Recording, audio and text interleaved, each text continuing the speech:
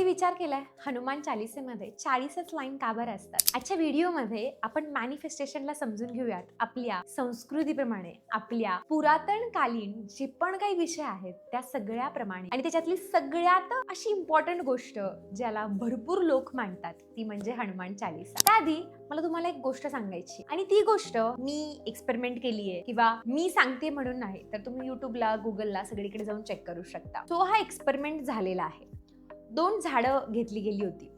एका झाडावरती भरपूर सारे निगेटिव्ह वर्ड्स त्याला बोलले गेले होते की तू खराब आहेस, तू चांगला नाही आहेस, तुझ्या लाईफमध्ये नेहमी प्रॉब्लेम्सच होतात, तुझं नशीबच चांगलं नाही आहे. आणि दुसऱ्या झाडाला या अपोजिट सगळे चांगले वर्ड्स बोलले जातात. म्हणजे तू खूप सुंदर आहेस, तू खूप छान ग्रो होतोयस, तुझी फळं फुलं खूप छान आहेत, तुझ्यामुळे भरपूर लोकांना मदत होतीये. आणि ज्या झाडाला पॉझिटिव्हली बोललं गेलं होतं, चांगले शब्द बोलले गेले होते, ते झाड खूप चांगल्या पद्धतीने स्वतःला ग्रो करत होतं. पण या उलट ज्या झाडाला वाईट बोललं गेलं होतं, ते झाड आपलं आपणच संपून गेलं, आपलं आपणच सुकून गेलं. म्हणजेच काय, आपल्या लाईफमध्ये सुद्धा अशाच गोष्टी होतात. भरपूर लोकांना असं वाटतं की माझ्या लाईफमध्ये चांगल्या गोष्टी होतच नाहीत, माझं नशीबच चांगलं नाही, मला जेवढे पाहिजे तेवढे पैसेच मिळत नाही. अशाच पद्धतीने आपण आपल्या स्वतःच्या लाईफला सुकवतोय, खराब करतोय. अजून एक एक्झाम्पल आहे, म्हणजे आपल्या सगळ्यांना माहिती असेल, लहानपणी या झाडाला तुम्ही 100% हात लावला असेल, ते म्हणजे लाजाळूचं झाड. सो लाजाळूच्या झाडाला हात लावला की ते स्वतःला पूर्ण चिकडून घेतं, आकुंचन पावतं ते झाड. पण एक एक्सपेरिमेंट झालाय अगेन या झाडावरती. एक व्यक्ती त्या झाडाच्या समोर बसून पहिल्या दिवशी त्या झाडाला हात लावतो. तर पहिल्या दिवशी तर ते लाजाळूचं बाय हिज नेचर ते आकुंचन पावतं, आणि त्याच्या पुढचे जे 2 दिवस आहेत तो व्यक्ती त्या लाजाळूच्या झाडाच्या समोर बसून त्याला खूप प्रेमाने बोलतो, खूप चांगले वर्ड्स, खूप चांगल्या भावना त्याच्यासोबत शेअर करतो. आणि तिसऱ्या दिवशी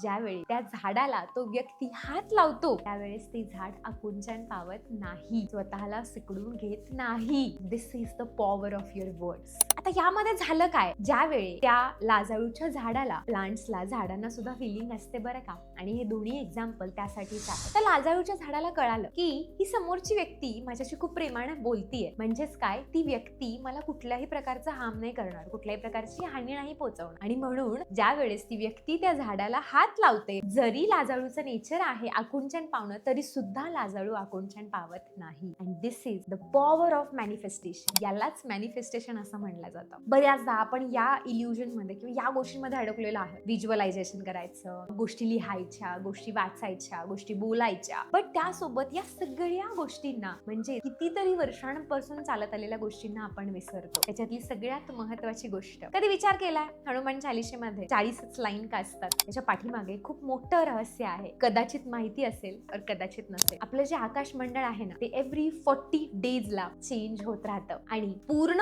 आकाश मंडल, पूर्ण आपलं जे सौरमंडल आहे ते 13 वर्षांनी पूर्ण त्यांची जागा बदलतं. एव्हरी 40 डेजला सौरमंडलामध्ये चेंजेस होत असतात, आणि त्यामुळे हनुमान चालीसेमध्ये सुद्धा 40 लाईन आहेत. याच्या पाठीमागे खूप छान स्टोरी सुद्धा आहे. हनुमान चालीसाला का मानलं जातं किंवा कशा पद्धतीने हनुमान चालीसा जन्माला आली, याची एक स्टोरी आहे. मे बी तुम्ही ती ऐकली असेल. I don't know whether you believe it or not, but मला असं वाटतं की कदाचित त्याचमुळे आपण हनुमान चालीसेचं पठण करतो, आपण त्याला मानतो. तर जे तुलसीदास होते ते जेलमध्ये होते, आणि जेलमध्ये बसून त्यांनी हनुमानाची उपासना केली होती. 40 दिवस रोज हनुमान चालीसा ते पठण करत होते. आणि त्या स्टोरीमध्ये आहे की 40व्या दिवशी हनुमानजी प्रकट झाले होते. म्हणजे भरपूर सारी माकडं तिथं आली होती, त्यांनी पूर्ण सगळं उद्ध्वस्त केलं, आणि त्यानंतर लोकांना, तुलसीदासजींना तिथून बाहेर जाऊ द्यावं लागलं. So this is the power of Hanuman Chalisa, आणि तेव्हाच ही हनुमान चालीसा उदयाला आली. आणि जर हनुमान चालीसेचं पठण किंवा कथन करायचं असेल तर आपल्याला सगळ्यांना माहिती आहे की खूप प्रॉपर वेजनी ते केलं जातं. तुम्हाला ब्रह्मचर्या फॉलो करून हनुमान चालीसेचं पठण करणं इम्पॉर्टंट आहे, कारण त्याला तितकं महत्व दिलं गेलं आहे. आणि ह्या सगळ्या गोष्टी आपल्या वेदांमध्ये, आपल्या भारतीय संस्कृतीमध्ये आहेत. आणि त्या खरंच म्हणजे आता हे जे तुलसीदासजींनी केलं ते सुद्धा तर एक मॅनिफेस्टेशनच होतं. तर त्यांनी 40 दिवस हनुमान चालीसा लिहिली, पठण केली, आणि 40व्या दिवशी ते त्या संकटातून मुक्त झाले. What was that? That is also manifestation. पण आपल्याला काहीतरी वेगळं हवं असतं, आपल्याला काहीतरी वेगळं होईल अशी अपेक्षा असते, आणि आपण हे बेसिक्स विसरून जातो. जेव्हा केव्हा आपल्याला मॅनिफेस्टेशन करायचंय किंवा एखादी गोष्ट हवी आहे, तर ती गोष्ट इतकी प्युअर हवी. फॉर एक्झाम्पल, तुलसीदासजींना त्या जेलमधून बाहेर यायचं होतं, त्या गोष्टीसाठी ते हनुमान चालीसा करत होते. त्यावेळी मला सांगा, कुठला तरी विचार त्यांच्या मनामध्ये असेल का, की काहीतरी डिस्ट्रॅक्शन असेल किंवा कुठली एखादी गोष्ट जर त्यांच्या समोर घडली तर त्यांचं लक्ष त्या गोष्टीकडे असेल का? तर नाही. त्यांची 100% एनर्जी फक्त त्या एकाच गोष्टीकडे होती, की मला हनुमानजी माझ्या समोर हवे आहेत, मला त्यांना प्रकट करायचं आहे. That is their single wish. आणि ते त्या सिंगल विश साठी कंप्लीट 40 दिवस without any interruption, without any, आपण म्हणतो ना की नाही काहीतरी झालं, उठायला उशीर झाला, मला वेळच नाही मिळाला ते करायला, असे कुठलेही एक्सक्यूज न देता त्यांनी ते 40 दिवस केलं आणि त्यानंतर त्याचं फळ सुद्धा त्यांना मिळालं. आणि हेच रिलेटेड आहे आपल्या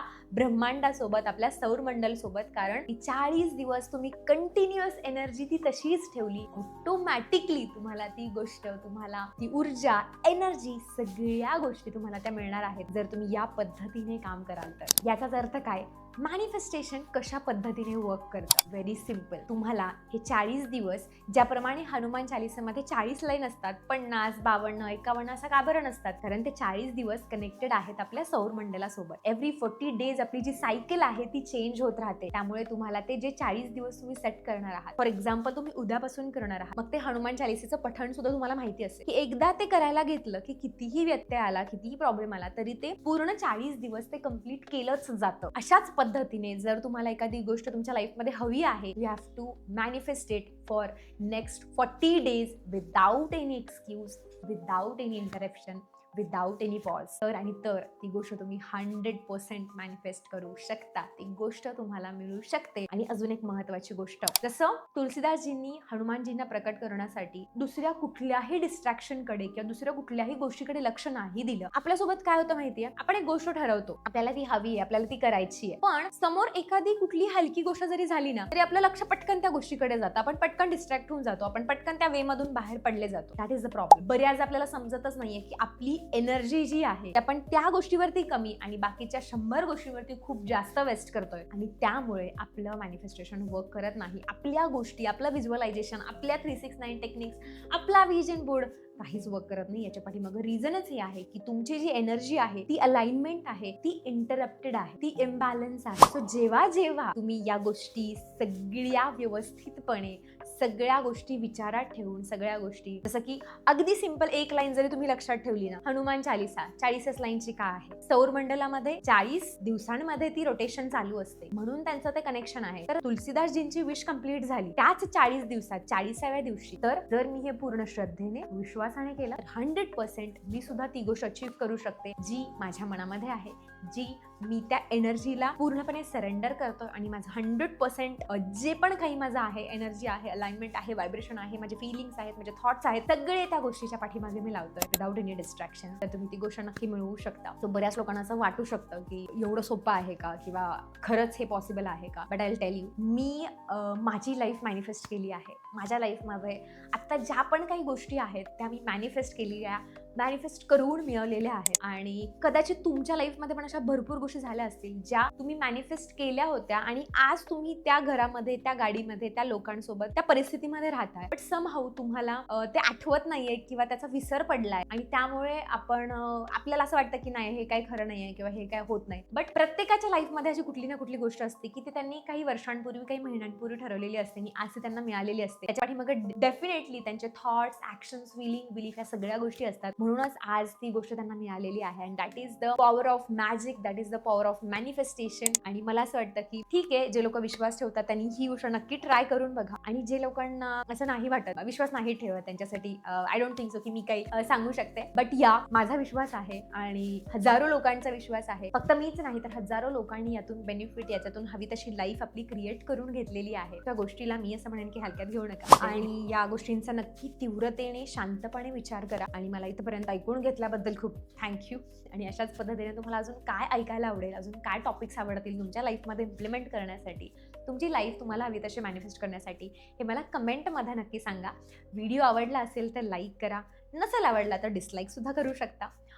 लोकांसोबत शेअर करायला अजिबात विसरू नका. कारण हनुमान चालीसा सगळ्यांना माहिती असते, पण हनुमान चालीसाची जी थिअरी आहे ती आपल्या लाईफमध्ये कशा पद्धतीने आपण यूज करून मॅनिफेस्टेशन कसं वर्क करू शकतं हे कदाचित भरपूर लोकांना माहिती नसेल. तो हा व्हिडिओ जास्तीत जास्त लोकांपर्यंत शेअर करा आणि मॅनिफेस्ट विथ स्नेहल या चॅनलला सबस्क्राईब नक्की करा. धन्यवाद.